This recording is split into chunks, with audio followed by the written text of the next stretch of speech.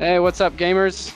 This is the BattleMallet podcast. It's a podcast delving into the minds of four busy gamers discussing their annual journey to the Nova Open, games that they love, and balancing life with those games. My name is Jared. My name's Trace. I'm Danny. And I'm Jason.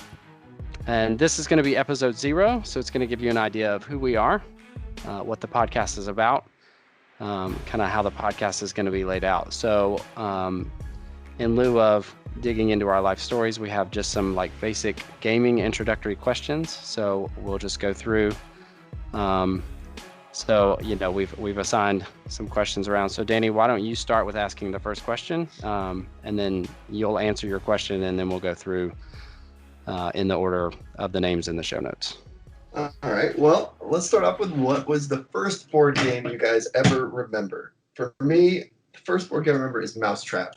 Remember the one with the little like Rube Goldberg thing filled up with the tub and the net? And I had no clue how to play that game, but I built that trap like a million times, and I don't think it ever worked once. But I remember that game very vividly. That's awesome. That's like the proto war game. Yeah. You had terrain and everything, right? Yeah, just so we're all familiar too. That game still exists, and the trap still does not work. Yes. So kids all across the country are having the same exact experience. Things I have to look forward to with my son. Also. But then, of course, there's always the old classics like Life and Monopoly. But yeah, Mousetrap is definitely the vivid first memory. What about you, Jared? Yeah, so everybody knows Chutes and Ladders in Candyland, right? So mine is a very specific. We had VHS versions of that game, and I think about it now, it told you like what color you as the player went, and since it was a VHS, it seems apparent now as an adult that there was one specific player that was going to win the game every time. But of course, as like a 4-year-old, like that's not what I'm thinking about. I'm just thinking about how cool is it that I am playing Candyland and Chutes and Ladders with my TV. So that's the first thing that like the first real vivid kind of board gaming moment that I remember. That's awesome. Yeah. Are you trying to tell us that your childhood friend was your TV? I can neither confirm nor deny that was my reality as a child. So much interaction with other people. Yeah. So what about you, Jason? Oh, geez, where do I start? So for me, board games were a huge part of my childhood. Like I started playing board games with my grandmother like almost on a daily basis growing up.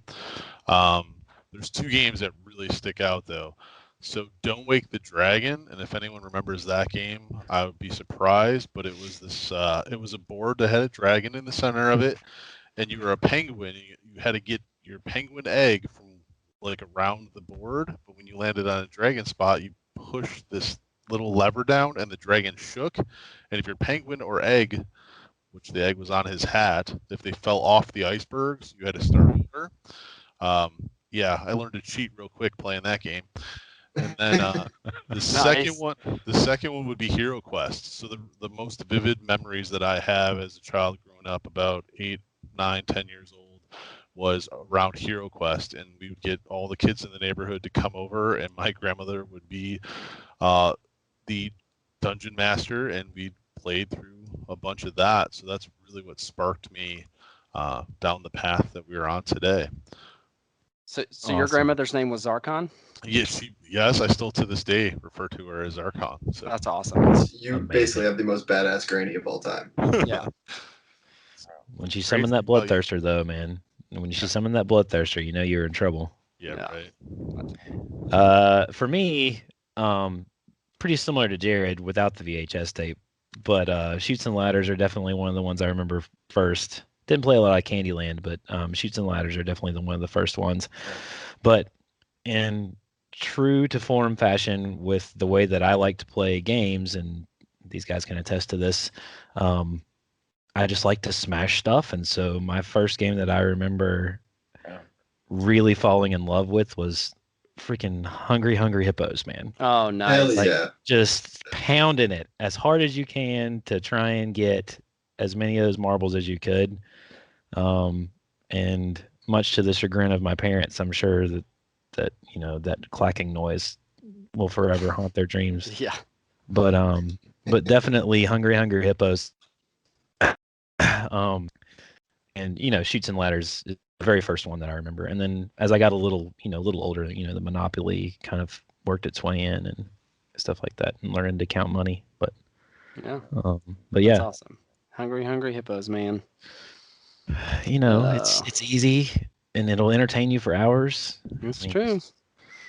We could do a whole show on the board games. Like, I love them all. Yeah. We should do that one day.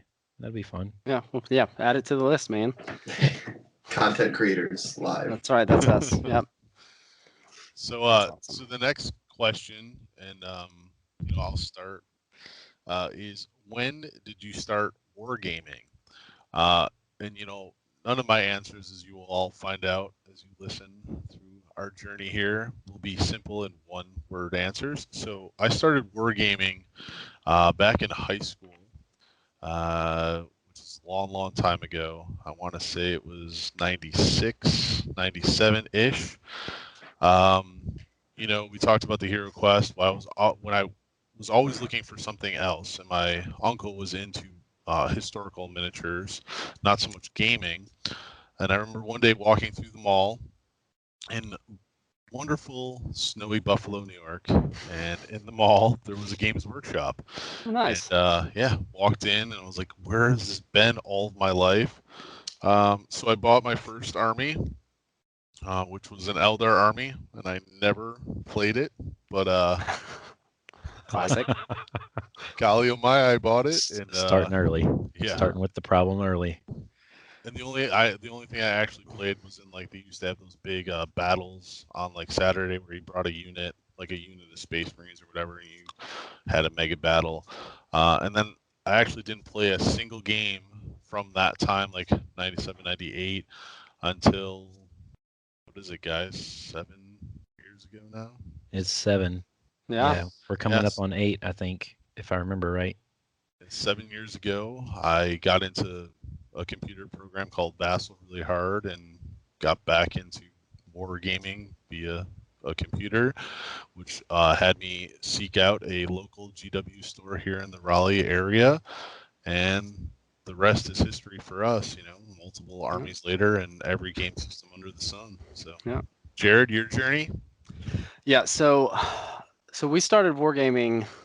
My brother for Christmas one year, I think it was Battle Masters. It's actually a Citadel product, along the same lines as Hero Quest, but I think it was published by Milton Bradley. Milton Bradley. It was. Yeah, and it had a hex map. There was a river running through. It was this vinyl map that was probably 3.5 feet by 3.5 feet or some bizarre measurement like that. With working catapults. Yeah, working catapults. There was a watchtower. There were, orcs riding wolves and knights. So that's where we started. And what we ended up doing was we took the stat lines for those models and kind of used those as a template. And we took all of our superhero action figures, and we made cards and stats for them. So unbeknownst to me, I had created HeroClix long before it ever existed, and unfortunately did not patent that idea. So that's where it started. And then, that kind of went by the wayside. So that was probably 93, maybe, whenever it was published. That sounds about right. And then in 1999, a Games Workshop store opened up in the mall in Concord, North Carolina, in Concord Mills.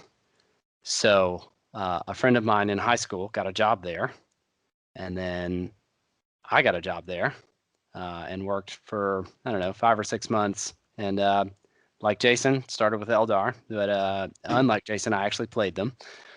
And then I was one of the red shirts that was responsible for running the small events and painting store armies and stuff like that.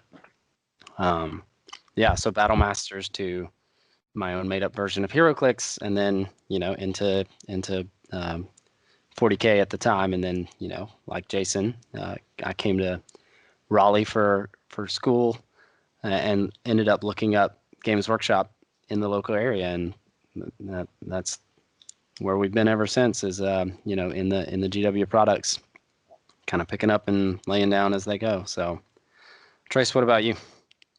So, again, I have a very similar path to what you have, Jared. So, a couple of buddies of mine that one of them lives in the area and one of them still lives at home, but we all got started by playing Battle Masters as well. So I remember many a night being up till 2 or 3 in the morning, shooting toy soldiers off the board with those fake catapults and cannons and stuff. And I just really fell in love with wargaming then. And Seth's older brother, his name's Hank. He actually is the one that got us into Warhammer. And unlike you two, I actually started on the fantasy side of things, which is why my heart will always forever be more tied to the fantasy side of the Warhammer and GW products. But started playing Warhammer Fantasy. I started with Dark Elves, actually, when they actually had the old boxed armies. Bought the boxed army that had like 10 or 12 Dark Elf warriors and halberdiers and Cold One knights and a dragon and Beast Lord Rakarth was his name. Those boxes were the best. They were so cool. And I remember my mom got it for me for Christmas one year, and that's how I got started. And immediately she started asking questions about whether or not I was in a cult. All those fun things that surround the parental supervision. You're not in a cult? Damn it! Don't be going telling anybody. Come on now. But to this day, I distinctly remember my mom asking, like, "Are you worshiping something with this game?" And I was like, "Mom, seriously, it's just a game. Come on." So we just roll dice and push models around. She's like, "That's all you do?" And I was like, "Yeah." So I'm getting a little bit more into the family side of things, but that's how I started. And one of my favorite memories when I first started wargaming was every year we would do this like Christmas big battle where we would have all of our stuff. We would take all of our stuff. All the good guys would be on one side. All the bad guys would be on the other. And we would play like 10,000 points aside. It would take us like 2 days to get through a game of fantasy. And that's back when you could like fly high. So you'd have like models that would just disappear off the board and then they would reappear like 8 feet away. It was really cool, really fond memories, and moved to the area in around 2009, early 2010, and got the itch to start getting back into the hobby and realized that there was a Games Workshop store in Raleigh here, and looked it up and went and started hanging out and ran into all these guys, and it's probably one of the best happy mistakes that have happened in my life, and really appreciative of all y'all. So looking forward to more gaming and the road to Nova this year. Yeah, in his first game of 40K, he deep struck and charged all in one turn with bloodletters. Yeah, it was great. Hey, it's not awesome. My fault. You didn't know the rules either. It's not my fault. We were just ahead of our time in playing 8th edition. It's fine. That's right. Yeah, it's the way it should have been the whole time, yo. My bloodletters just want to come up and give you a hug. That's all. Yeah, like every bloodletter should. Yep. All right, Danny. How did you get started in all this crazy addiction-driven hobby that we have? My journey starts in a way that I'm sure the GW marketing team would love. It was with a catalog. I saw the catalog at a friend's house, and I remember I bought the most like hodgepodge, just like, oh, this looks cool. And I had like 1 Chaos Terminator, I had like 2 Space Marines, and then like, I don't know, I forget what the other thing was, but just a bunch of stuff. And my buddy and I, there's 3 of us, we got got pretty into building it and quote unquote playing the game. Had no idea how to play the game whatsoever. Completely made up the rules as we went. And I have a vivid memory of calling the old Games Workshop like telephone line, the order line, mail order line. Oh, I remember that. And asking the guy what the letters in the codex meant, like the M, the S, the T, and he was like, okay, but this is pretty basic stuff. Like, how could you possibly not know this? But he told us, and it meant nothing to us because we had no idea what the rules were. And so that summer, I think it was, my mother took the three of us to the local hobby store in Clifton Park, New York. At the time, it was called Gamers Guild. I don't think it exists anymore. So, RIP to those guys.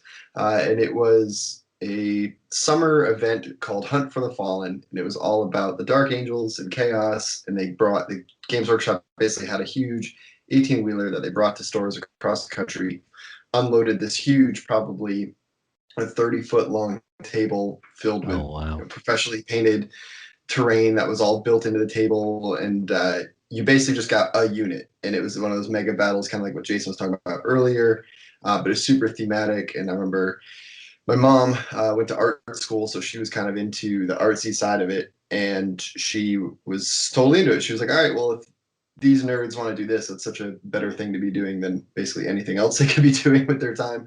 And so she really wanted to, embrace the hobby. So she bought me the 3rd edition starter kit with the Black Templar and Dark Eldar in there, and the lovely softcover rule book that falls apart. And that was kind of where I started, and I quickly started painting those Marines and Ultramarines simply because the banners were in the box, and I hated the idea of having banner pulls.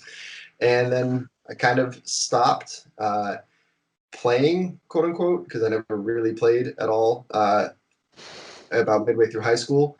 But I always kept painting because when I was a little kid, my father and I would build models and paint them together. And so the painting aspect of it was a part of the hobby that I always did. And I did that throughout all of college, but never touched the game properly until 2012 when I was living in New York City. And it was when 6th edition came out. And I was like, well, damn, a new edition's coming out. This seems like a great time to get into the game. And so I went down to the Games Workshop on 8th Street. Those guys were awesome. They were like, yeah, they had beginner Sundays. So I brought my little Marines literally in an egg carton all the way on the New York City subway, walked through Greenwich Village looking real cool, and would play games on Sundays there. And within the next year, I moved down to North Carolina for a job opportunity, and I'd already sunk enough time into learning the game that I was like, well, I should just go to the Games Workshop in Raleigh, see what's going on there, to see if I can, pick up some games and meet some people. And that became like a every weekend thing with you guys for almost 2 years. We were doing that like at least one day a week, if not more, and then never looked back. That's awesome. Yeah. I can tell that pause made it. Yep. I'll edit the pause out so that my response is like super fast. Yes. I just can't believe that your mom was into the Dark Eldar. Like, didn't have any problem. No, I mean my parents were the most atypical parents in the world. That's awesome. Our that family is awesome. Hanging out in our living room has my parents are in leather jackets, and I'm wearing an Anarchy T-shirt that my mom made for me, and I'm like 6 months old. They were punk rockers in the 80s. Dad's a big death metal guy covered in tattoos. I think they were actually excited that anything evil was coming into my life.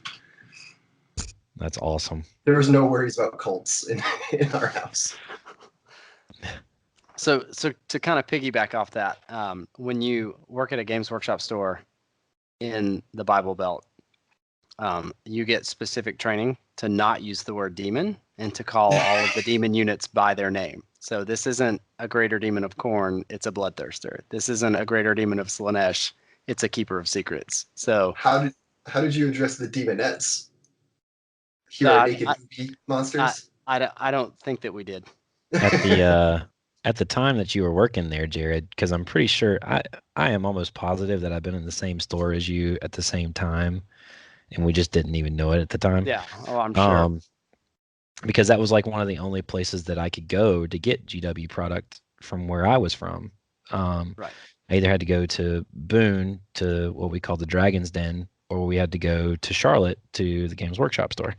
But at that particular time period, there were boobies all over the place on those models, Oh and they were yeah. like the giant crab hands and Yeah, stuff. those are So, those are the Juan Diaz sculpts, is that right?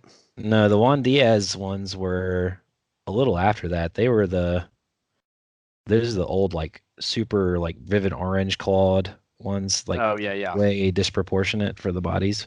Okay. Back when we were younger like that. That was back what, fourth edition fantasy with the Bretonians in the box, I think. Yes. Um so yeah. That's cool. All right. So the next question that we're going to go through is just kind of real quick. So what war games have you played? So you guys have an idea of the what our experiences have been and stuff like that. So I'll start and then we'll go through. So like I said, I started with Battle Masters, and then that led to its own thing. I actually played HeroClix for a little while. And then that's when I found Games Workshop, started in 40K, and then that was about the time that the Inquisitor, the 56 mil Inquisitor game came out, and so we played Such a that. good game. I played Mordheim, and at that time I didn't get into fantasy, and then from there it was just a lot of 40K, and that was kind of where I lived until I moved to Raleigh and got into the Games Workshop here, and that's when I started fantasy, and that was 8th edition, right, Trace? Mm-hmm. Mr. Fantasy Expert.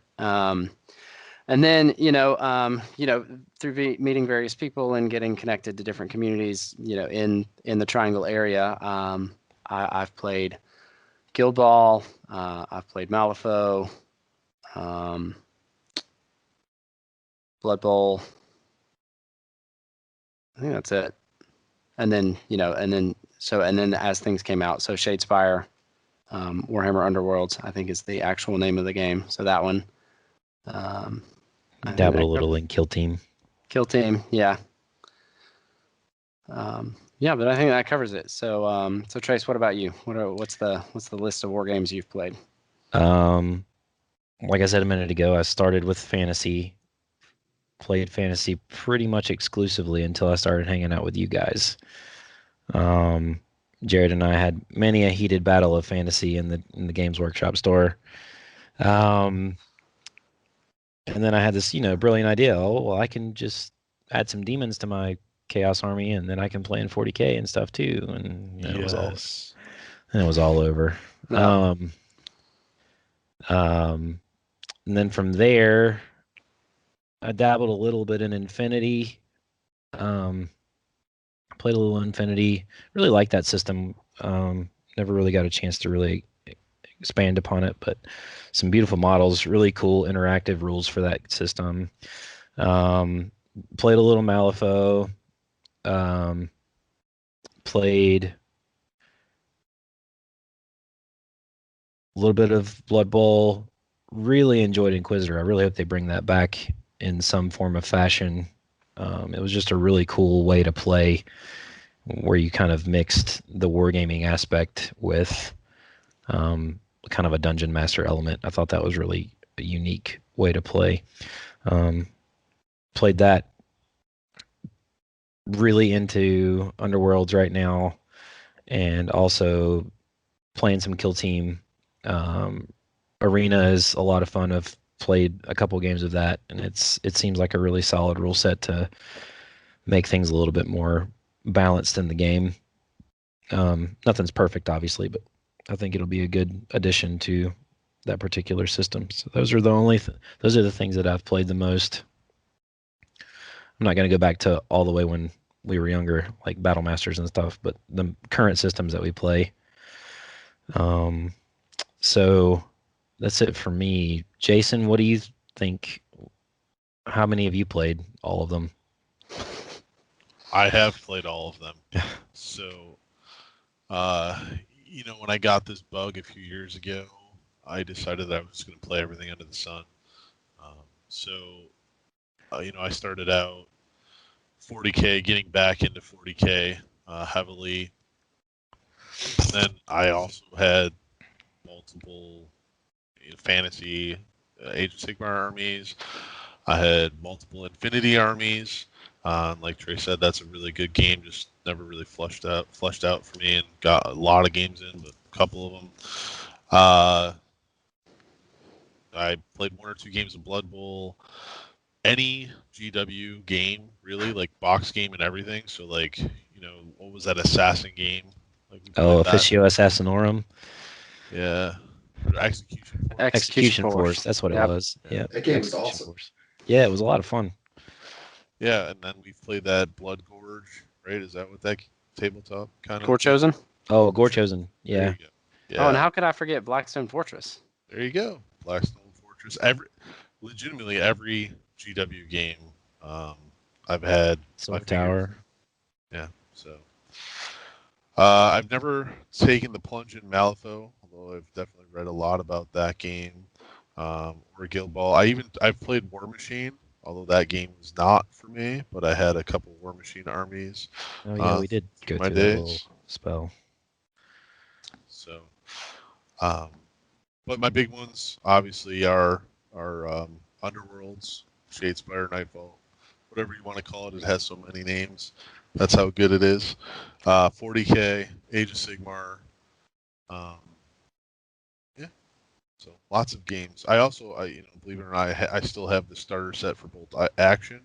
I've always wanted to get back into the historical games, but have yet to take that leap. You're not old enough yet. I'm getting there. I want to line up my Germans against my Americans and make sure that every blade of grass is just how it was back in 1943. Oh, we also got our little taste of Weird War II with Dust too for a little bit. Yeah, Dust Tactics. Yeah, Dust Tactics. We played that for just a touch.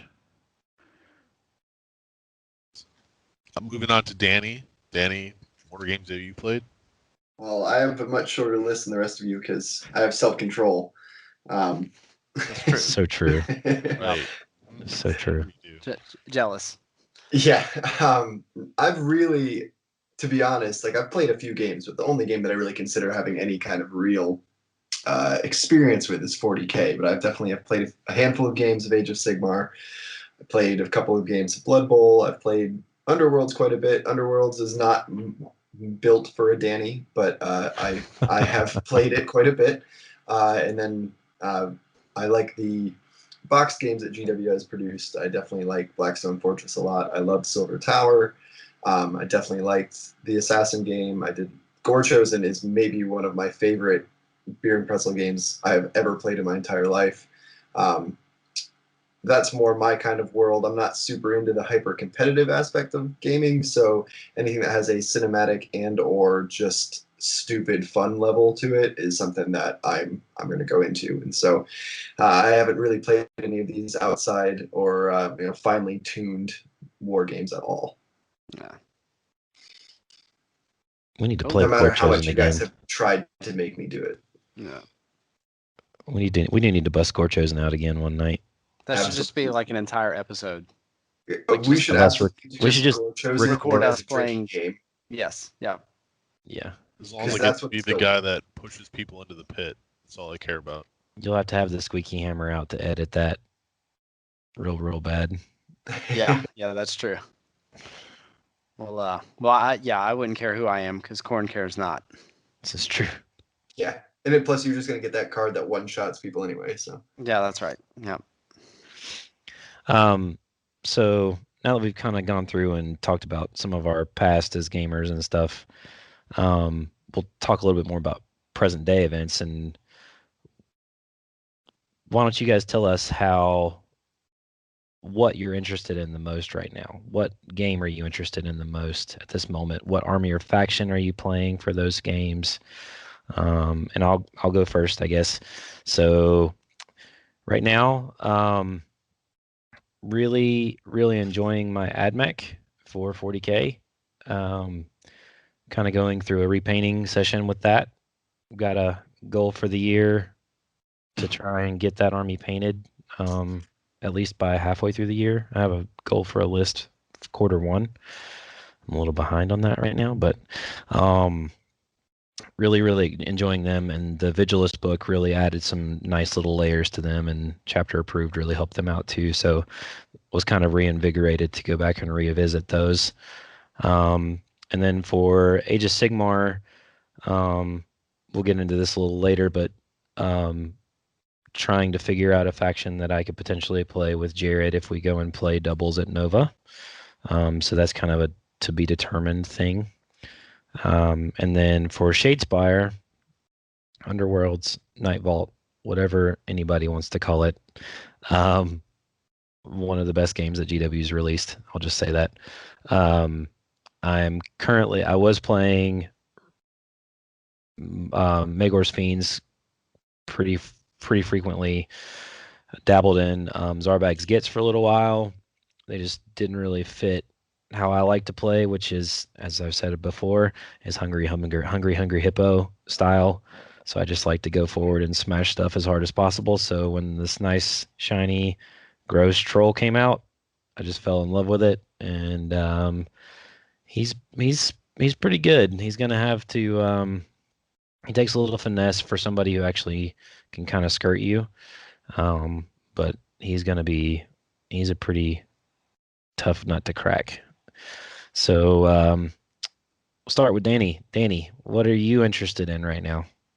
Well, right now, head and shoulders is Blackstone Fortress. That's my baby right now. I cannot say enough good things about that game. I think the miniatures are fantastic. I think the gameplay is fantastic. I guess the only thing I could say that is a negative about it is it takes up an entire table. It has so many peripherals that at some point, if you don't have a 6-foot long table, you might as well not even buy the box because you can't fit it on any of your appliances.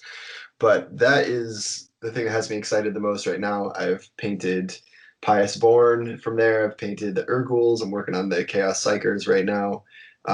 Super psyched about the Amble expansion coming out. Gonna get that on my table right away. Then I've always have my little pet project of my Ultramarines that I'm working on. I've recently made the decision to kind of start phasing out the old school Space Marines and focusing only on my Primaris Marines. So that has kind of given me an excuse to dial in the painting style and scheme a bit on those bad boys. And then my other side project right now is kind of working around and seeing if I can acquire a Lord of the Rings army for the cheap, because I think that is something that I might want to get into as a real Tolkien freak. Any excuse to buy a bunch of Gondor soldiers makes me happy in my heart. Yeah. And I guess that leaves Jason. Why don't you tell me what you're up to, big guy? I'm up to everything. No, I mean, Blackstone Fortress, definitely love that game. Just to piggyback off your comments there. The thing for Blackstone Fortress for me, it has a lot of components, but they really incorporated a nice element into actually developing your character. Because, when you're in the 40K universe, a lot of times you have this set character that has this set experiences. And I really like you get to go to the ship and you can buy some cool little trinkets, or gear to add that role-playing element to your character. So I really, really appreciate that they put that element into the game, which kind of has me hooked on that, as well as it's really nice because it's a co-op game, right? And how many games do we play where, it's me against you, and we all know that there can be bad experiences through that at times, where Blackstone Fortress, it's other than that stupid Krook guy getting all the loot, it's pretty fun. So yeah, I think it is by far GW's best attempt at narrative gameplay they've ever done. Over any campaign or any other boxed game, by far. Yeah, most definitely. I'm really interested to see the expansion too. So. Which is why they need to bring back Inquisitor. Yeah, but it's nice to not have a GM, right? So it is, but there's certain elements of that game that were just so much fun. Like I really enjoyed running games. I ran a game for Jared, and I think we put a giant monster in the middle of the table and had to turn off a bunch of panels and stuff. It was a lot of fun. But Yeah, that was cool. And innovative, like in a way that you can't necessarily do, with a 40K game or with an Age of Sigmar game. It really dives into that narrative. So. Yes. So back to the question. What am I most interested in other than Blackstone Fortress? It definitely is Warhammer Underworlds. That game has consumed me for the last year, and for me that game just fits a niche, right? So I am now a father of two. Both of my children are very young, so I don't have a lot of time to invest in my other passion, 40K. So Underworld allows me to list construct through the deck. It gives me multiple play styles with not a large investment. So you get all the war bands or armies, and they all have kind of their own little niche. So I've really been into that game, and then it's marketed as competitive. So for me, there's not as bad of a play experience when you go and you're playing a competitive game that's geared for that. So if you have a one-sided event, it's okay. But there's just a lot of different balancing elements that they put into that game that I really enjoy. The factions in that, like I was playing Sepulchral Guard because I have to be that unique and shiny snowflake. So last year at Nova, I took that there and was one of two players playing that warband. I played them pretty much on and off throughout the year. And now, and then I went to Zinch, so I had a few weeks with the Zinch warband, and they'll be back. But currently, I am Oathsworn Hunt, although they are the new faction. They're getting a lot of bad publicity on the interwebs. People thinking they're a soft faction, so that just piques my interest even more to make sure that they work. And although they will probably not dominate the top tables, they definitely can bite you right in the heel. So that's my passion right now. Vigilus and Chapter Proof definitely sparked my interest back into 40K, and for 40K, really my hobby focus there has been downsizing. So in 2019, my hobby goals was to eliminate all of the closet that I will never use. Once again, being a father of two and switching games like a squirrel, chasing shiny objects everywhere. So I sold off an Eldar army. Sad to say that I sold off a vast majority of my Dark Angels army because that has been my passion for the last 7 years. I truly enjoy the lore around Dark Angels.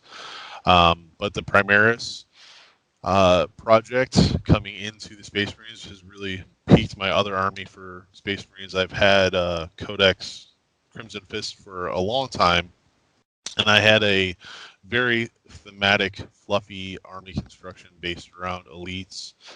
So then when the Primaris were introduced, I added the Primaris to that army. So it was a bunch of elites, Stern Guard style of regular Marines, and now into the Primaris. So I'm extremely excited to have that, and the fact that they're part of Vigilus and growing in the lore has me extremely happy. But I also own a Necron army. I still have the Ravenwing for Dark Angels, and then just some miscellaneous stuff here and there. I have Astra Militarum and some Knights laying around. As you can see, my addictions run deep. But the sell-off of the hobby stuff has really got me re-energized. So I'm actually sitting here right now building some Primaris Sergeants with Power Fists. Ooh boy. So my Crimson Fist can have more Power Fists. Insisting on a fisting. Yeah. This is a family show, Trace. And then I'm excited to see what comes out for AOS. I do want to get back into that game here at some point. I did sell everything off, trying to scale this down in 2019. But if Oathsworn Hunt or Slaves of Darkness, whatever they may be called, get a new release with a bunch of new models. That'll probably be my ticket back into that game. And then really fighting the urge for AT, right? Oh, don't say it. Titanicus, right? Oh, Don't say man. it. So talk about a low model count, big robots, completely different play style. So that might happen. Maybe after Nova. I don't know. Maybe before. Who knows? A lot of. Maybe tomorrow. Yeah, maybe tomorrow. A lot of irons in my fire. But at the same time, 40K narrative play and Underworlds are my two pride and joys right now. Now that I've talked so long, Jared, your passions, facts. Yeah, so I think for me, top of the list right now is Underworlds, and for a lot of the same reasons that you said, Jason. Father of two, time is limited, and the prospect of carving out time and space and energy to play, a 3-hour 40K or Age of Sigmar game is daunting. And so knowing that I can legitimately get at least 3 Underworlds games in 3 hours, if not more, if we're really trying to get as many games in as possible is really nice. And I was hesitant with Underworlds at first though. The card grab it pushed me off a little bit, and these guys can attest to that I tiptoed that line and didn't buy in for a long time. And then I did, and then I was all in. And so as soon as they dropped, it was the Orcs, Ironjaw's boys, and I played those I think I legitimately played those exclusively from when they dropped to Nova. Yeah, it was exclusive. You did. Yeah. You Yeah, only played yeah. Orcs. Yeah, I was given a lot of crap for that, which is not necessarily undeserved. And then after Nova, I was like, well, let's retire this warband, and not because I like rocked the Nova scene with them or anything, but just because it was time for a change. So I've shifted to Farstriders, and they've been fun, and and I've enjoyed them, and painting them actually spurred what is next for me in Age of Sigmar is starting to build a Vanguard chamber of the Stormcast. I find the models, I like those models. I like that they're a little bit more unique, a little bit more I don't know, visceral, with the cloaks and swords in hand and stuff. Those models have such cool motion. Yeah, They're just so dynamic. Yeah. The Griff Chargers, the way that they've sculpted those. It looks like they're moving across the battlefield. And then 40K, Tyrannid now. So, and that was an army that I picked up shortly after 8th dropped. I had dabbled in Tau and dabbled in a Death army on the Age of Sigmar side that didn't really fit for me, so sold those off. So I was. You're really a power gamer, and your real That's 40K army is the Grey Knights. Oh, there you go. There Yep. it is, folks. Yep. It's out there, the power gamer that he is. Yep, Just that's ignore right. everything he says after that. That's right. Yep. So my heart, it will always be with the Grey Knights, but when it and I love to play with them, and I'll do narrative stuff with them, but anything that comes remotely competitive. Anyway, we don't need to dive down that rabbit hole. I'm really enjoying the Tyrannid. Just building the lists and painting them and stuff has been a lot of fun.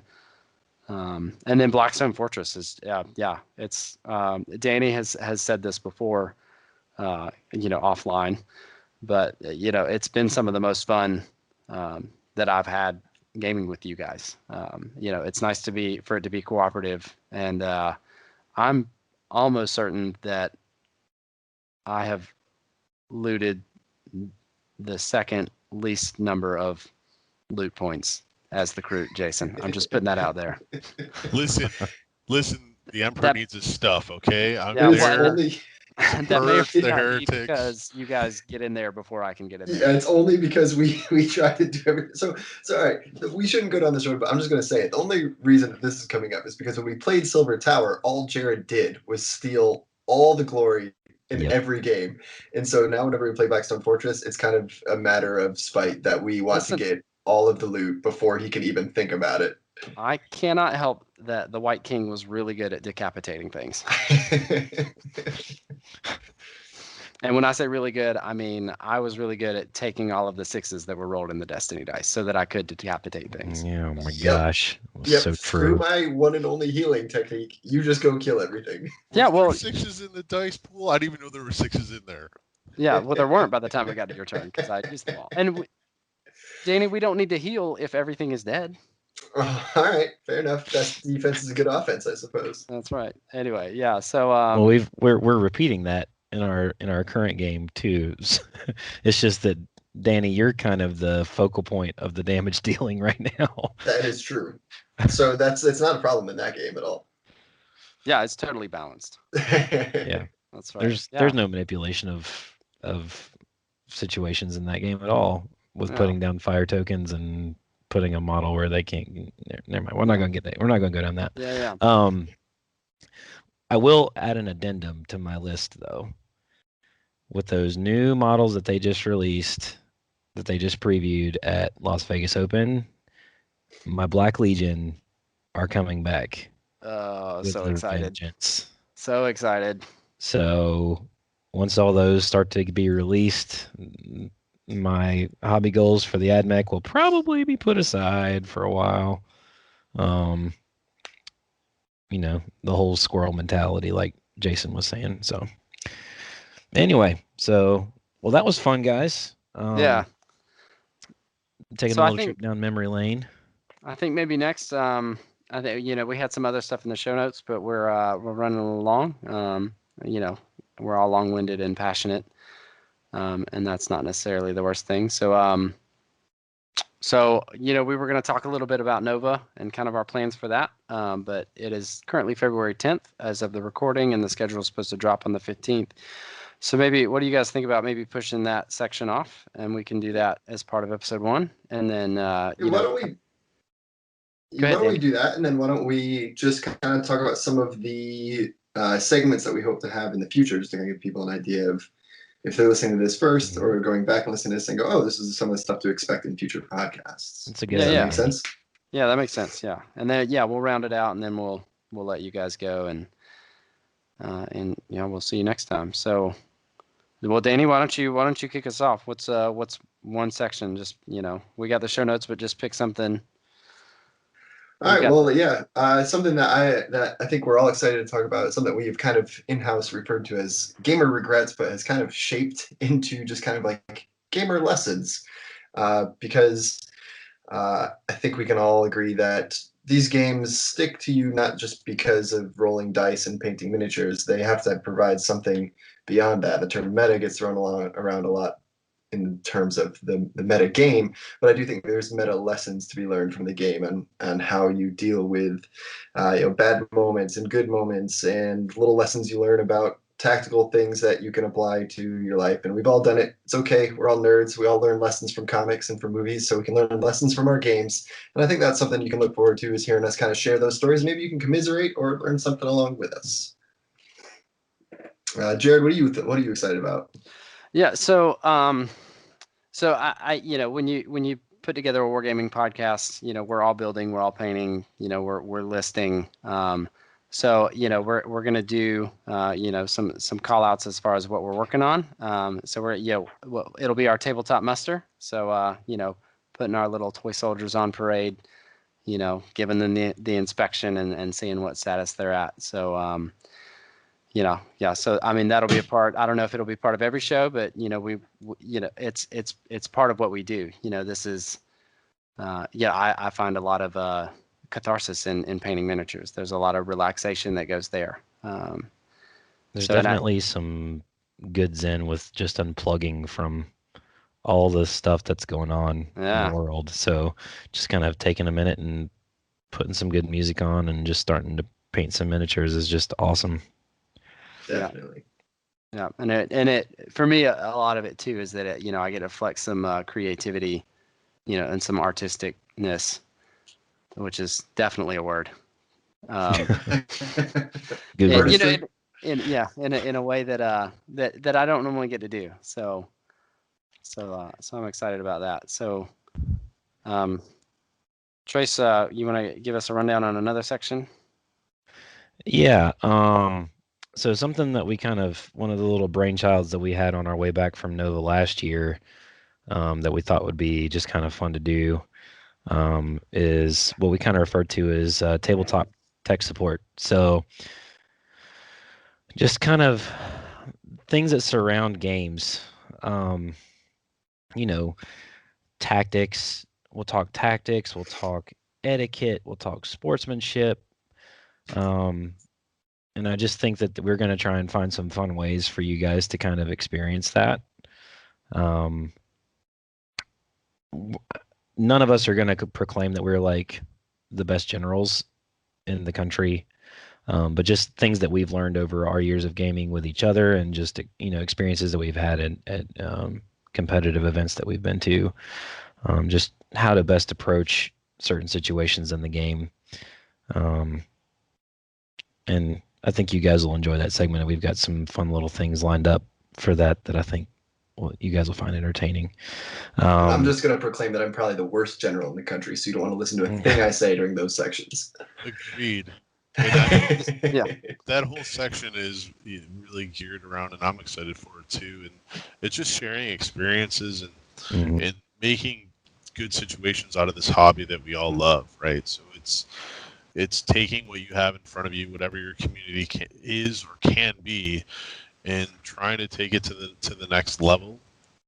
All of this stuff inspires us all on a weekly, daily basis. It's kind of our outlet, as we've already referred to. So that section would be what I'm looking forward to as well, and a lot of the content will be around that. Just how do we approach life? How do you approach hobby?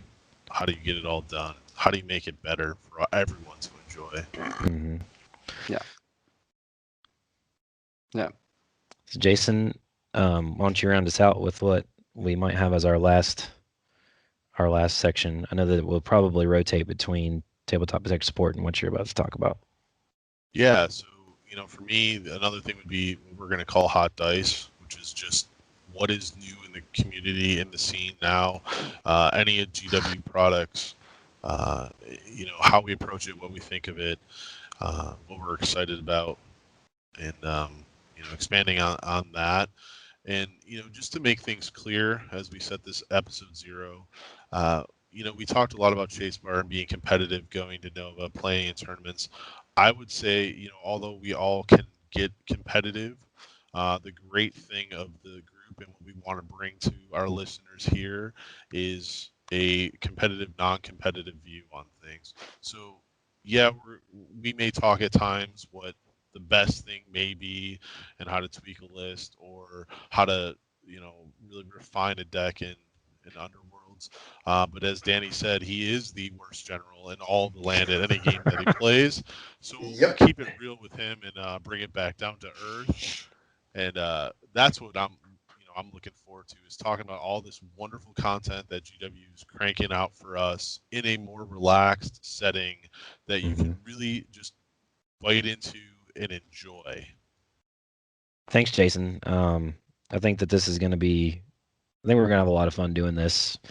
Our expectations are not. We don't have high expectations of this. We're just 3 dads and a pirate angel talking about some board games. So, yes.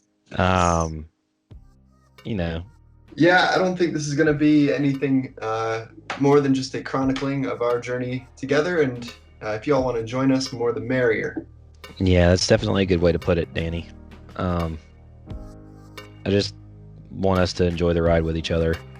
And, there may be certain points during the show where you might be like, dang, this is just a love fest between these dudes. But dudes and a pirate angel. Yeah, three dads and a pirate angel. 3 dads and a pirate angel. And but I just think it's just such a interesting topic for people to hear about how we try and balance what the things that we're passionate about outside of our families, with work and taking care of kids and a French bulldog. So, so he's worth the trouble, let me tell you. But anyway, so Yeah, Trace, that sums it up, man. Just us figuring out how to do Nova and do life and play games and enjoy each other's company and enjoy the gaming community that we have. So, for episode 0 of the BattleMallet podcast, this is Jared signing out. This is Trace signing out. This is Danny saying peace. And this is Jason, Table Noob Murray. Get the hell out of here.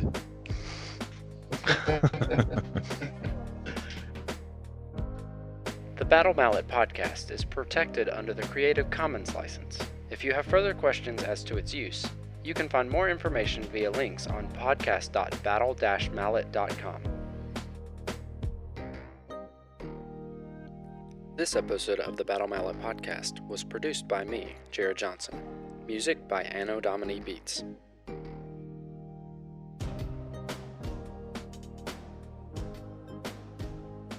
One, 2, 3. BattleMallet podcast. That was terrible. Perfect. That's exactly what I wanted that to be. Nailed it. All right. Uh, Yeah, that was good. Okay.